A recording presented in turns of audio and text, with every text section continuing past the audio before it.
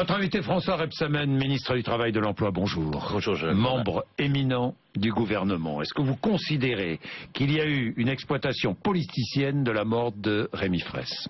Il y a des propos qui ont été tenus, qui n'auraient pas dû l'être, devant un tel drame, parce qu'il s'agit d'un drame. La mort d'un jeune de 20 ans, c'est un drame. Je crois qu'il faut d'abord être respectueux des proches, de la famille. Il faut s'incliner, il faut faire preuve de la compassion nécessaire et garder la mesure. Oui. Garder la mesure dans les propos, en attendant, bien évidemment... Donc il y a eu des mesures, si je comprends bien, dans les propos de certains, Cécile Duflot ou José Bové, mais avant tout Cécile Duflot. Il faut garder la mesure des enquêtes. C'est la quoi? C'est une revanche politicienne? C'est quoi? C'est une volonté de chasser Emmanuel Valls? C'est quoi, François? Ce sont vos propos. Mes propos, mais qu'en pensez-vous? Je pense que les propos étaient exagérés. On ne peut pas, dans ces circonstances, tout de suite employer des expressions comme celles qui ont été employées. Il faut savoir ce que va dire l'enquête administrative, et puis il faut aussi mesurer la violence qui s'exerce sur le terrain maintenant. Très souvent sur des projets qui sont validés par des élus après des périodes très longues. Est-ce qu'il faut suspendre ce projet? Moi je le pense. Je pense qu'aujourd'hui, mais je pense que c'est de la responsabilité bien sûr du Conseil général en l'occurrence. Mais vous pensez qu'il faut le suspendre? Je pense que pour ramener le calme dans l'immédiat, le mieux c'est de suspendre le projet, mais c'est un avis personnel bien sûr. C'est un avis personnel, mais il compte, puisque je le rappelle, vous êtes un membre éminent du gouvernement. Deux choses encore. Enfin, une question encore, puis nous passons à l'emploi. François Rebsamen, qui est quand même le sujet majeur qui concerne les Français en premier lieu. François Rebsamen, le ministre de l'Intérieur a parlé de bavure. Non, il a dit il n'y a pas eu de bavure. Il a employé le mot bavure. Est-ce qu'il n'est pas allé trop vite en disant il n'y a pas eu de bavure? Il est soumis à une forte pression parce que je le disais, des propos ont été tenus qui n'étaient pas acceptables. Il y a une violence qui s'exerce de plus en plus maintenant dans ce genre de confrontation. Il y a des jeunes qui viennent de toute l'Europe, il faut savoir cela, qui viennent pour se battre. Disons les choses clairement, pour agresser aussi les forces de l'ordre qui, elles, appliquent la loi, défendent la loi quand les règles ont été respectées, ce qui était le cas en l'occurrence. Donc moi je pense qu'il faut attendre dans ces circonstances, attendre les résultats. Il n'attend pas les résultats quand il dit il n'y a pas eu de bavure. Il y a une enquête judiciaire, il y a une enquête administrative. Et il suspend l'utilisation des grenades offensives en même temps. Oui, ça c'est une mesure, je pense, d'apaisement qu'il a pris immédiatement dans l'attente des résultats de l'enquête administrative qui a été lancée. Sauf que s'il y a des affrontements avec des éléments très durs, les gendarmes ne pourront plus utiliser les grenades offensives. Oui, mais je pense, j'espère, et c'est aussi un appel au calme que je lance à la reprise du dialogue. Un tel événement doit faire réfléchir tout le monde, et donc il est temps que ceux qui étaient des opposants résolus et violents se calment et arrêtent d'agresser en permanence les forces de l'ordre. C'est quand même le cas. Les socialistes ne vivent plus comme les gens. Les élus ne connaissent pas le terrain.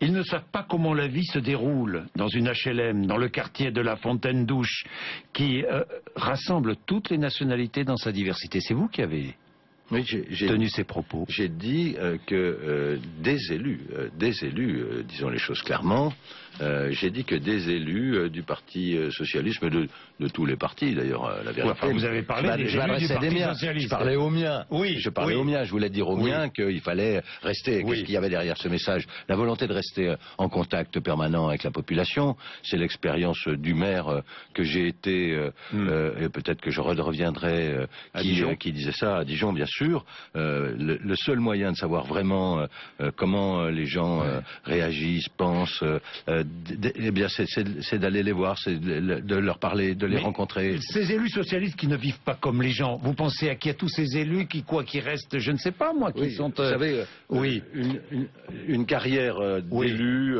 eh bien c'est aussi, c'est fait d'abord il faut avoir un métier, ensuite il faut se dire qu'il y aura des échecs et des victoires dans une vie électorale, mais toujours il faut rester près du peuple et il faut toujours se renseigner pour savoir comment les gens vivent. Et donc il y a des gens, ça se passe à droite, ça se passe à gauche, qui ont fait des carrières uniquement dans des cabinets. Voilà. Alors François Rebsamen, si je vous parle de cette phrase de ces phrases-là, c'est parce qu'elles ont été prononcées dans le cadre d'une interview à un magazine qui s'appelle Miroir Mag, qui est un magazine bourguignon que vous connaissez bien. Oui, mais qui n'a pas respecté le minimum des règles, puisque... C'est pas ce que dit le journaliste, lui. Il dit j'ai enregistré toute la conversation. Elle devait être publiée, vous savez comment ça se passe, vous êtes un journaliste émérite et connu, elle devait être publiée sur papier et l'interview devait être relue, et donc il a mis en vrac, en changeant des membres de phrases,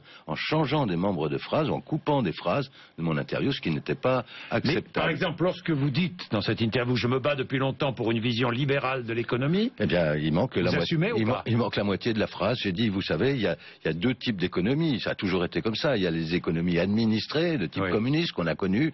Je me suis jamais reconnu. Et puis, il y a l'économie libérale. Et forcément, c'est dans celle-là. Vous reconnaissez dans l'économie libérale. C'est dans celle-là que nous vivons. C'est dans celle-là que nous vivons. Et vous voyez, quand on enlève la moitié d'une phrase, eh bien, ça dénature les propos. Bien. Vous dites aussi, il faut adapter notre système social. Ça, vous êtes d'accord? C'est vrai, oui. Bon. C'est vrai. Vous dites, ce système social est très protecteur. Il est très protecteur? Oui. Trop protecteur? J'ai pas dit trop protecteur. Non, mais je vous pose la question. Il est très protecteur. Est-ce que je peux donner un exemple? Allez-y. En Allemagne, il est beaucoup moins protecteur. Oui. Eh bien, en Allemagne, le taux de pauvreté des chômeurs, il est passé de 36%, on en parle en ce moment justement de la pauvreté, il est passé de 36% à plus de 60%. Nous, il est élevé, il est à 38%, mais il n'a pas bougé. Et donc, il est protecteur. Et pour qu'il reste protecteur, il faut qu'il soit parfait. Et juste. Et juste.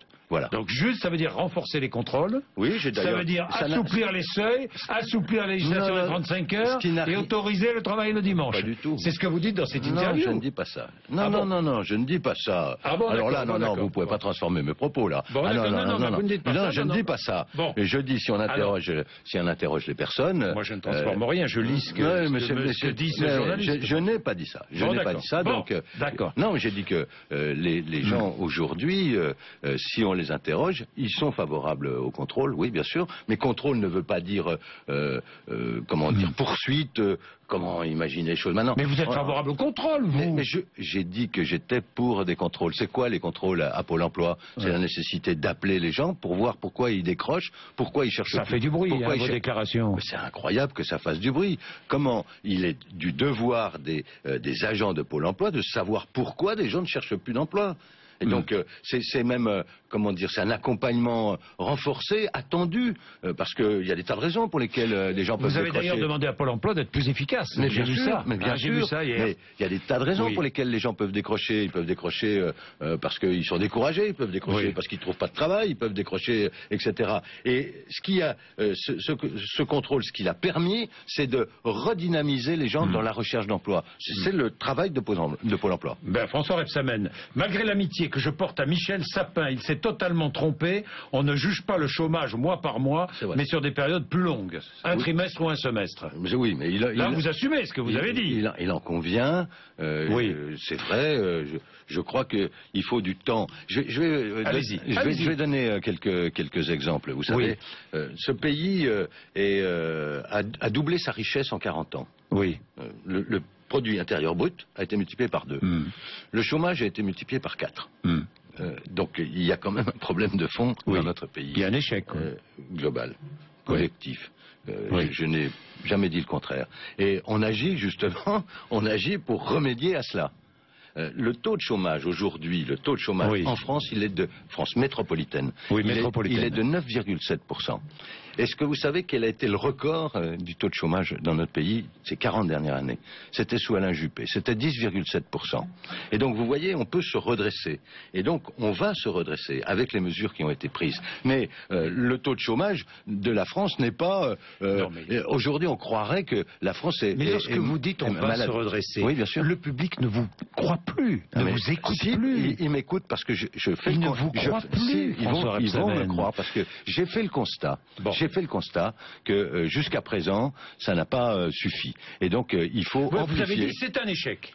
Collectif, je viens de vous le dire. Collectif, vous l'avez dit. J'ai dit, nous sommes en échec collectif. Vous êtes en échec. Donc, le président de la République, le Premier ministre, les gouvernements qui ont précédé, les présidents qui ont précédé. Notre pays ne peut pas. Oui, il ne peut pas. Sur ce point-là, il ne peut pas accepter de vivre avec un taux de chômage aussi élevé. Donc, nous devons agir. Vous avez tout essayé? Non, justement. Non, tout n'est pas essayé. Là, nous mettons encore en œuvre des mesures. Nous agissons. Et ça va porter ses fruits. Et je pourrais d'autant plus dire... En juin, c'est ce que vous dites. Oui, j'espère dans l'année prochaine. J'espère un retournement à la mi-2015. C'est vrai qu'on est dépendant... Vous espérez, mais pourquoi? Parce que ça fait des mois qu'on entend des ministres nous dire on espère que ça va se retourner. Mais non. Mais si, le président de la République, tout le monde, François Rebsamen. Mais forcément, quand on met en place des mesures, on attend de voir ce qu'elles vont produire. Elles vont produire leurs effets. Lesquelles mesures? Mais le CICE, par exemple. Dites-moi, le CICE, il a été imaginé et en janvier, il a été imaginé. En 2013, janvier 2014, il est présenté. Nous sommes au mois d'octobre, fin octobre 2014, et vous me dites, ça n'en portera pas ses fruits avant la mi-2015, et encore. Oui, parce que il faut du temps pour que les mesures portent leurs fruits. Il y a encore des entreprises qui connaissaient pas le CICE. On est responsable de ne pas avoir fait assez de pédagogie autour de ces mesures. Elles porteront pleinement leurs fruits à partir du 1er janvier, avec en plus la baisse des cotisations. Nous, on a redonné des marges aux entreprises, mais d'une manière incroyable. Ce gouvernement va redistribuer 2 points de PIB, c'est-à-dire 40 milliards d'euros, pour que les entreprises recréent aujourd'hui de l'emploi, qu'elles reprennent confiance en elles. Mais tout n'est pas là encore, ça va venir au 1er janvier. Le CICE, il est de 4% aujourd'hui, il sera de 6% l'année prochaine. C'est un encouragement aux entreprises qu'on donne. Et moi, je secoue les branches pour qu'elles se mettent au travail. Et c'est le cas de le dire, je secoue les branches. On avait réuni les 50 plus grandes branches. Vous voyez que petit à petit... On en est où d'ailleurs? Combien de branches? 3 ont déjà signé. 3 mais elles couvrent beaucoup de salariés quand même. Quand je dis les industries chimiques, les industries de métallurgie, hier les banques, demain les assurances, c'est des emplois qui sont annoncés pour les prochaines années. C'est de l'apprentissage qui est annoncé, c'est de l'investissement. Et ça va porter ses fruits. Mais ce qui est vrai, c'est qu'aujourd'hui, ça n'a pas assez porté ses fruits. Puis il y a l'environnement international, vous en conviendrez, c'est-à-dire européen. Donc on est aussi tenant quand on a des politiques d'emploi comme moi, parce que je porte les politiques d'emploi au nom du gouvernement, et pas n'importe lesquelles. Et elles sont fructueuses, par exemple les 150 000 emplois d'avenir. Quand on porte ces politiques d'emploi, permettez-moi de le dire, on est quand même dépendant de la croissance, et tout le monde le sait bien. Dépendant de la croissance, évidemment. Alors comment, par exemple, faciliter l'embauche dans les petites entreprises? Je sais que vous y réfléchissez. Je cherche toutes les solutions que nous pouvons mettre en place. On expérimente. Alors il y a une idée. Il y a par exemple un problème que je ressens dans les petites entreprises. Les chefs d'entreprise, des entreprises de moins de 10 pour parler clair, là où il y a potentiellement de l'emploi, c'est PME, TPE. Ils ont peur d'avoir à gérer. Ils savent pas gérer un contrat de travail. Ils savent pas bien embaucher. Ils se disaient comment ça va se passer si demain je suis obligé de licencier, de me séparer, si j'ai plus les commandes pour répondre. C'est ça qu'il faut qu'on regarde avec eux. Et Par exemple, il y a une idée qui circule des salariés employés en CDI par des sociétés de travail temporaire et détachés dans des entreprises artisanales ou industrielles en fonction de leurs besoins. Ça pourrait être C'est une bonne idée, ça? Les groupements d'employeurs, le même principe, un groupement d'employeurs qui porterait le contrat de travail pour l'entreprise, pour le petit entrepreneur qui ne sait pas bien gérer ça. Contrat de travail unique, vous êtes favorable ou pas? Comme en Italie, puisque les Italiens réfléchissent à la question. Et je sais que vous regardez beaucoup ce qui se passe en Italie. Enfin, du moins, chez Manuel Valls, on regarde beaucoup. Mais je ne sais pas bien ce que ça veut dire, le contrat de travail. Si on supprime CDI et CDD, et on fait quoi par... Eh ben, je ne sais pas, on remplace moi non plus. Un CDI plus flexible dans les premiers mois. D'accord. Un CDI plus flexible dans les premiers mois. On l'a déjà, on a fait des avancées en la matière. Les partenaires sociaux... Est-ce qu'il faut plus de flexibilité? C'est ce que demandent aussi les chefs d'entreprise. Si plus de flexibilité, c'est plus de facilité à licencier, non. voilà. Je ne sais plus qui disait cette chose assez simple. Il faudrait que le CDI soit un tout petit peu plus flexible et le CDD beaucoup moins. Donc, une fois qu'on a dit ça, voilà, on fait... Alors, on supprime le CDI et le CDD, on le remplace par un contrat de travail unique. Et qui porte atteinte... Vous réfléchissez ou pas? Non, je réponds non. Moi, personnellement, non. Non. Vous dites non au travail? Non, mais vous savez, mon prédécesseur, parce que c'était une grande idée dans les années 2007-2008. Oui, tout à fait. Je crois que, je ne sais pas si c'est Xavier Bertrand, en tous les cas, peu importe. Un de mes prédécesseurs en 2007-2008, il a soumis ça aux partenaires sociaux. Les partenaires sociaux ont dit non, il n'y en a pas question. Donc moi, je dis aujourd'hui, avançons sur le dialogue social, mais ne reprenons pas des idées qu'on n'a pas pu mettre en œuvre. Bon, réformer le droit du travail, c'est important, c'est nécessaire. Oui, ça passe par les partenaires sociaux. Mais c'est nécessaire. Oui, alléger, simplifier, améliorer, rendre plus efficace, plus fluide. Oui, c'est des choses sur lesquelles... Concrètement, on va voir ce qui va se passer. Non, mais concrètement, oui, je sais. Moi, je ne veux pas préjuger de la négociation. Je ne veux pas préjuger de la négociation. Vous avez vu la dernière proposition du MEDEF? Est-ce que vous avez vu la dernière proposition du MEDEF, qui est une proposition qui commence à faire un peu de bruit, puisqu'il s'agirait... Oui, je vois tout de suite. Non, moi je suis un peu désespéré de voir des propositions comme celle-là. Voilà. Je vais vous dire pourquoi. Ça serait la création d'un conseil d'entreprise au sein des entreprises qui regrouperait toutes les instances représentatives des salariés. Oui, c'est bizarre le patronat français dans les postures qu'il prend. Je parle des postures, dans les postures qu'il prend. Parce que quand on compare, il cite tout le temps l'Allemagne en exemple. J'ai rencontré l'autre jour le patronat allemand. Il est venu au ministère, j'ai discuté avec eux. En Allemagne, il y a des délégués du personnel dans les entreprises à partir de 5. Nous, c'est une obligation à partir de 10. Eux, c'est une possibilité à partir de 5. Il y en a beaucoup en Allemagne. Nous, alors que c'est une obligation, il n'y en a pas beaucoup entre 10 et 20. Et donc, je ne vois pas pourquoi on ferait avancer, comment on ferait avancer le dialogue social dans l'entreprise, qui est nécessaire. Je le disais encore hier auprès d'un syndicaliste que j'honorais de la CFDT, un grand syndicaliste. Je disais que je ne vois pas comment on ferait avancer le dialogue social en supprimant, parce que c'est ça quand même, le but poursuivi. C'est une provocation? C'est une grande maladresse, oui. C'est une grande maladresse. Vous êtes opposé? Oh oui, franchement. Enfin, je pense que oui, ça fait un peu provocation au moment où il faut avancer, voilà. Il faut avancer. Oui, il faut avancer. Oui, mais avancer comment? Vous dites qu'il faut un peu réformer le droit du travail. Mais est-ce qu'il faut réformer je ne sais pas, quelles sont les grandes réformes administratives? Les organisations syndicales, par exemple, quand je discute avec elles, et là, elles discutent avec le patronat, elles se rendent bien compte, parce qu'elles le vivent aussi, qu'il y a des lourdeurs dans les obligations qui existent, créées par les seuils. C'est-à-dire par exemple, le nombre de réunions, les doublons de réunions. Donc, quand je leur dis rendez plus efficace, supprimez un certain nombre de réunions inutiles qui pèsent y compris sur les syndicalistes, ils me le disent. Donc ça, ils le savent, donc ils peuvent faire cela, ils peuvent avancer ensemble. Moi, par exemple, j'ai fait une proposition, je ne sais pas quel impact elle aura, mais à l'extérieur de notre pays, je le dis, c'est une image négative. Imaginez qu'on puisse envisager qu'un chef d'entreprise soit condamné à 1 an de prison pour une tentative de délit d'entrave, c'est-à-dire justement parce qu'il y a, par exemple, X réunions et qu'il ne tient pas les X réunions, c'est quelque chose qu'on devrait changer. Par contre, il devrait y avoir des vraies amendes. Donc revoir les seuils sociaux, vous n'êtes pas contre. Déroger à certaines règles sur le temps de travail, vous n'êtes pas complètement contre. C'est-à-dire, qu'est-ce que vous voulez me faire dire? Je ne sais pas, non. Moi, est-ce qu'on ne peut pas laisser un peu plus de souplesse dans l'entreprise, dans la discussion? Si, plus de souplesse dans pour le temps de travail. Éviter les réunions, les doublons. Pour le temps de travail. Mais le temps de travail, ça existe déjà, vous savez, par l'accord qui a été passé, l'accord interprofessionnel. Il y a possibilité aujourd'hui de moduler le temps de travail. Et donc, il y a encourager cette modulation du temps de travail? Ça dépend des circonstances économiques. Oui, mais est-ce qu'il faut? Oui, d'accord. Je veux dire, vous savez, quand il y a une forte demande, quand il y a de la tension, il faut travailler plus de 35 heures quand il y a une forte demande. Il y a des heures sup, parce que c'est nécessaire, parce qu'on manque de personnel, parce que on n'a pas assez formé. Et dans les mesures que nous avons prises, parce que moi j'ai quand même un problème, je sais que ça, toujours tout le monde me dit, mais où c'est que vous avez été chercher ces chiffres? Je les ai été chercher au Conseil d'orientation de l'emploi. Il y a actuellement, par exemple, on dit, alors les chiffres sont contestables, mais à peu près 300 000 emplois qui ne sont pas pourvus dans notre pays. Moi, mon souci, c'est comment peut-il y avoir 300 000 emplois non pourvus et 3 400 000 chômeurs, catégorie A. Et donc, je dis, améliorons la formation. On a mis en place, le président de la République, le Premier ministre avait décidé ça, 100 000 emplois prioritaires. Et donc, l'idée, c'est on forme des gens pour qu'ils puissent répondre à la la demande au niveau local.